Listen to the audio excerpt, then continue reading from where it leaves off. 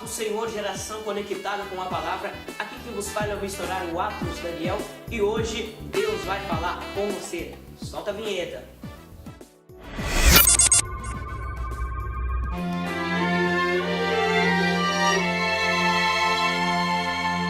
O texto de hoje se encontra no livro dos Salmos, mais precisamente no Salmo de número 127, versículo de número 4, que diz assim: como flechas na mão do guerreiro, assim são os filhos da mocidade.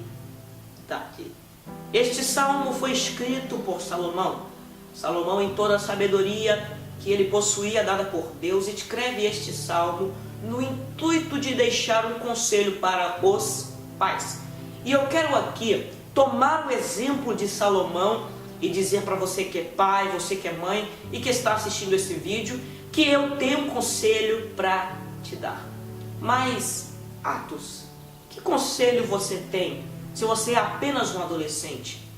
Irmãos, de mim mesmo eu não tenho nada, mas segundo aquilo que eu sou ensinado no meu lar, segundo aquilo que eu observo na Bíblia Sagrada, eu posso dizer que eu tenho algo para ensinar para você que é pai e você que é mãe.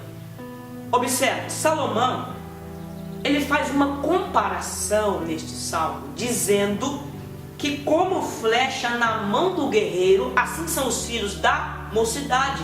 Ou seja, ele diz que os pais são os guerreiros e os filhos são as flechas. Quem já tentou lançar uma flecha em determinado alvo, sabe que não é nada fácil, é algo muito difícil.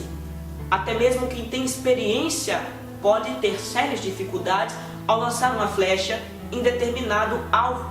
É algo que necessita de treinamento, de experiência. Mas, Atos, que treinamento um pai e uma mãe pode ter para ensinar o seu filho no caminho correto? O treinamento de um pai e de uma mãe é a oração e a obediência na palavra de Deus, segundo aquilo que a Bíblia lhe ensina. E por isso, neste vídeo, eu quero deixar para você, pai e mãe, 6 aspectos de como lançar a flecha no alvo correto, no alvo desejado. Primeiro aspecto diz: as flechas têm que estar na mão do guerreiro. É isso mesmo que você ouviu. As flechas não devem estar na mão do pastor. As flechas não devem estar na mão do avô, da avó, tio, tia, e muito menos da escola. As flechas têm que estar na sua mão, pai, na sua mão, mãe. Mas, Atos, eu me sinto incapacitado de ensinar o meu filho. Se Deus te deu o teu filho, é porque Ele sabe que você tem capacidade de ensiná-lo no caminho que ele deve andar. Atos, ainda não estou satisfeito com isso. Me prove. A palavra do Senhor no livro de Lucas, capítulo de número 1, nos conta que no período do reinado do rei Herodes, havia um homem chamado Zacarias, e este era um sacerdote do Senhor. Era casado com uma mulher chamada Isabel, e os dois eram pessoas tementes ao Senhor. Aconteceu que certo dia, de acordo com o costume sacerdotal, por sorte, Zacarias foi escolhido para ser levado ao templo para queimar incenso e apresentar a oração, a necessidade do povo a Deus. E aconteceu que quando ele foi escolhido, ele obedeceu a escolha de Deus, e quando ele chegou lá apresentando a oração, a necessidade do povo, queimando incenso no templo, enquanto ele apresentava também a sua necessidade, a Bíblia declara que um anjo do Senhor apareceu naquele lugar e disse: Zacarias. Quando Zacarias viu o anjo, ele tremeu de medo, ele teve um temor no seu coração, mas o anjo disse: não temas, porque o Senhor ouviu a tua oração e Ele vai atender a tua petição. Mas talvez Zacarias se perguntou: mas qual petição o Senhor vai me atender? O anjo olhou para ele e disse: a tua mulher, Zacarias, irá ficar grávida. Mas preste atenção, tanto Zacarias quanto Isabel já eram pessoas avançadas em idade e ainda não possuíam filhos. Então, para eles, o sonho de ter um filho talvez nem se passava mais na sua cabeça, mas o anjo de Deus está dizendo: vocês terão um filho, mas não será qualquer filho. Este menino se chamará João e ele irá preparar os caminhos para a vinda do Filho de Deus. Quando Zacarias ouviu aquela promessa, ele não se encaixou nela, ele duvidou. O anjo olhou para ele e disse: porque duvidastes das minhas palavras, você irá ficar surdo e mudo até que o menino venha a nascer. Dito e certo, porque quando Deus faz a promessa, Deus cumpre a promessa. Quando Isabel ficou grávida, a Bíblia nos mostra um pouco das características dos pais de João Batista. Sabe qual era a característica deles? Vou te dizer. A palavra do Senhor no livro de Lucas nos conta que quando Isabel estava no período gestacional, estava ainda na gestação do menino, a Bíblia declara que quando Maria foi visitar Isabel para declarar que estava grávida de Jesus Cristo, quando Maria saudou Isabel na porta da casa, João Batista pulou no seu ventre e Isabel foi cheia do Espírito Santo. Isabel era uma mulher, uma mãe cheia do Espírito Santo. Mas observe, quando o menino nasceu, depois de algum tempo, sua mãe era cheia do Espírito Santo, mas não era só ela que era cheia do Espírito Santo. Pois a Bíblia declara que quando o menino nasceu e houve a pergunta: qual será o nome do menino? Perguntaram para Zacarias qual seria o nome do menino. Como ele não ouvia nem falava, perguntaram por acenos e deram-lhe uma tabuinha para escrever. Ele pegou a tabuinha e escreveu João. Quando ele escreveu João, seus ouvidos se abriram, sua língua se desenrolou e ele começou a glorificar o Deus do céu e pegou João Batista nos seus braços. E na palavra do Senhor, no livro de Lucas, capítulo de número 1, versículo de número 76, diz que Zacarias, cheio do Espírito Santo, começou a profetizar dizendo: e tu, ó menino, serás chamado profeta do Altíssimo, porque hás de ir ante a face do Senhor e preparar os seus caminhos.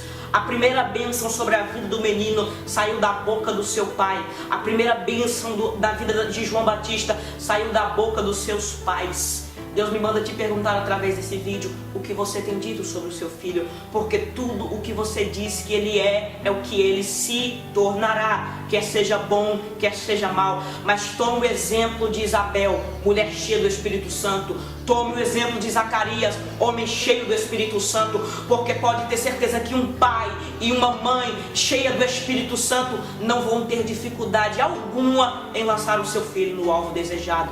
Pai, seja cheio do Espírito Santo. Mãe, seja cheia do Espírito Santo. Tenha a flecha nas suas mãos, preparada para ser lançada no alvo correto. E pode ter certeza que o seu filho e sua filha será usado nas mãos do Senhor. Este é o primeiro aspecto. As flechas têm que estar na mão do guerreiro. E Deus sabe que você tem capacidade de ensinar o seu filho. Segundo aspecto é necessário que haja um alvo bem definido à frente. Qual o alvo que você escolheu para o seu filho? Qual o alvo que você escolheu para ele? Estou falando de alvo espiritual. Proibido, Atos, pensar nos alvos materiais, não. Mas e o alvo espiritual? Muitos pais dizem: meu filho será um doutor, minha filha será uma doutora, um advogado, uma advogada, juiz, uma juíza, ou então outros sonhos para os seus filhos. Mas raramente vemos um pai ou uma mãe dizendo: meu filho será um pregador, a minha filha será uma pregadora, uma cantora, um homem, uma mulher cheia do Espírito Santo. Eu aprendi na minha casa que eu não sou proibido de sonhar o material. Eu tenho um sonho no meu coração de ser um maestro, mas sabe o que eu aprendi? Que primeiro eu vou ser um pregador maestro. Por que, Atos? Porque o dom de Deus na vida do teu filho vem primeiro. O alvo bem definido da frente tem que ser o alvo que não passa, o alvo que permanece para sempre, o alvo do céu. Escolha para o teu filho que o teu filho será uma bênção na casa de Deus. Escolha para o seu filho que o seu filho será uma bênção nas mãos do Senhor. Terceiro aspecto diz: o argueiro precisa ter braço forte. que é isso, Atos? Saber corrigir. Tem muitos lares que os pais deixam as coisas correrem soltas, de qualquer jeito. Na verdade, quem manda na casa são os filhos. E assim não pode ser. Meu irmão, a responsabilidade, você é o líder espiritual da sua casa. Você, pai, você, mãe, tem que saber corrigir o seu filho. O pai e a mãe devem saber a hora de dizer sim e a hora de dizer não. Sim demais faz mal e não demais também. Então você deve saber a hora de dizer sim e a hora de dizer não, segundo o querer, a vontade de Deus e segundo o que a Bíblia nos ensina. Quarto aspecto, o arqueiro precisa ser habilidoso. Como assim, Atos? Não basta ter braço forte, não basta saber corrigir, não basta corrigir, tem que saber corrigir. Saiba o modo de corrigir. A palavra do Senhor no livro de Provérbios, capítulo 13, versículo 24, diz que não se retém a vara, não se retém o castigo. Saiba corrigir o teu filho, seja um guerreiro habilidoso. Tenha habilidade dada por Deus. Irmãos, ensina a criança no caminho que ela deve andar, porque pode ter certeza que ensinando no caminho a criança irá crescer e jamais irá se desviar do caminho. Porque existe uma grande diferença entre ensinar no caminho e o caminho. Como assim, Atos? Ensinar o caminho é você dizer: meu filho, vai para a igreja, é bom, mas não ir para a igreja com teu filho. Meu filho ora, mas não orar com teu filho. Meu filho lê a Bíblia, mas não ler a Bíblia com teu filho. Isso é ensinar o caminho. A palavra do Senhor no livro de Provérbios, capítulo 22, diz: ensina no caminho. Quando eu digo que ensinar no caminho, eu vou para a igreja junto com meu filho, eu oro com meu filho, eu leio a Bíblia junto com meu filho. Tem a habilidade de um verdadeiro guerreiro, tem a habilidade de um verdadeiro arqueiro. Quinto aspecto necessário para lançar a flecha no alvo correto. Assim como o guerreiro deve estar preparado, a flecha tem que estar preparada, pois o quinto aspecto diz que a flecha tem que ser reta. Ensina o teu filho a andar na retidão do Senhor. Quando a criança é ensinada, quando o adolescente é ensinado no caminho qual ele deve andar, ele jamais se desviará deste caminho. Ele sempre será uma flecha reta. Assim como eu vejo na Bíblia um dos maiores ensinamentos de retidão, de fidelidade a Deus, um exemplo muito grande é de um adolescente, de um jovem chamado Daniel. Quando Daniel foi levado como cativo para a Babilônia, e a palavra diz que foi apresentado a ele os manjares do rei Nabucodonosor. Daniel sabia, segundo aquilo que ele foi ensinado em Jerusalém por seus pais, que se ele comesse daquele manjar, ele estaria quebrando ao meio a sua intimidade com Deus, ele estaria se afastando de Deus.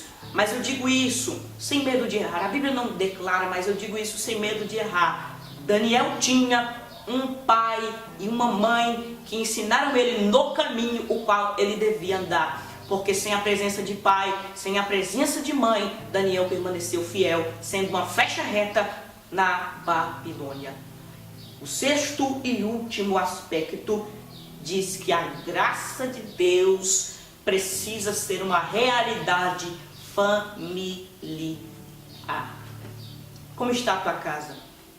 Como está o teu lar? Será que o teu lar tem sido um lugar onde há harmonia, onde há paz? Ou tem sido mais um campo de batalha, um campo de guerra? Irmãos, a graça de Deus precisa reinar na tua casa. Deus precisa estar no seu lar. Como eu vou fazer isso? Não ore sozinho, ore com teu filho. Chame a sua família, una a sua família, porque uma família unida é uma igreja unida, e esta igreja Satanás não pode vencer, e a graça de Deus reina sobre a vida desta família. Esta é a palavra que eu deixo para você, pai, para você, mãe, e para toda a geração conectada com a palavra. Espero que você tenha gostado desse vídeo, que Deus te abençoe.